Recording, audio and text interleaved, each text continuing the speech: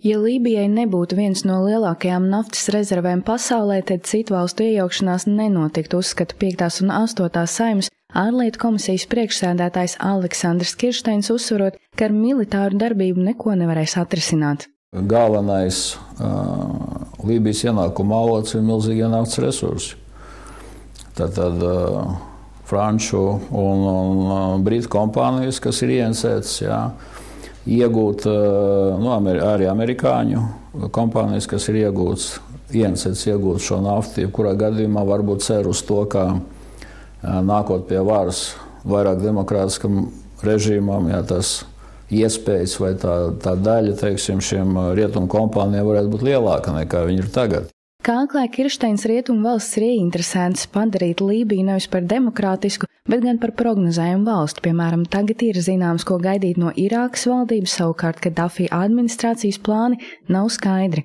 Mums ir jāgaida pašreiz gan ANO drošības padomes, gan NATO lēmumi, kādā veidā notiks tālāk. Pieņemsim, ja arī šie Kadafī spēki, ja valdības spēki tiek pilnībā apturēti vai kontrolēti no NATO, vai ar to pietiek, lai, piemēram, tiktu izveidota kaut kāda opozīcijas valdība, jo mēs jau nezinām, ja, piemēram, Kadafī atbalstošie iedzīvotāji ir vairākumā, tad tur tik un tā nekas neiznāks no tāda veida, Runājot par Francijas lomu notikumos Lībijā, kas tiek motivēti kā atbildi uz valsts mierīgo iedzīvotāju sāpju pilno lūgumu uz tiesībām izvēlēties savu likteni, Kiršteins norāda, ka atklātībā varētu nonākt dokumenti, kas apliecinātu politisko korupciju.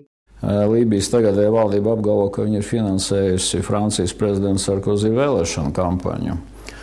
Plus mēs zinām, ka vairāki Francijas ministri ir viesojušies ne tikai pie Tunisijas prezidenta un pavadījuši savus atvaļinājumus, teiksim, uz Mubaraka rēķina, bet ir arī bijuši draudzīgi un sirsnīgi sagaidīti viesi Tripolē, Lībijas galvaspilsētā pie Kadafī.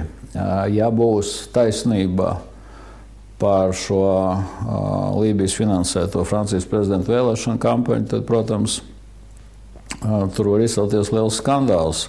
Komentējot Latvijas ārlietu ministra Ģirta Valda Kristovska un aizsardzības ministra Arta Pabrika pausto atbalstu uzbrukumam Kadafī armijai, Kiršteins atklāja, ka Latvijai vajadzētu sekot Arābu līgas nostājai. Mums ir savs intereses šī gadījumā. Latvijas ārpolitiskās intereses ir dalība NATO, līdz ar to mēs, protams, nevaram izteikt šeit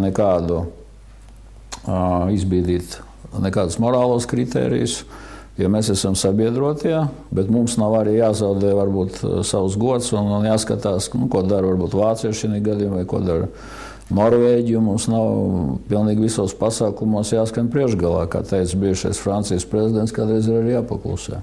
Jau ziņots, ka ASV, Lielbritānijas un Francijas spēki sākot ar pagājušo nedēļu veic uzlidojumus Lībijai un apšauda to ar raķetēm.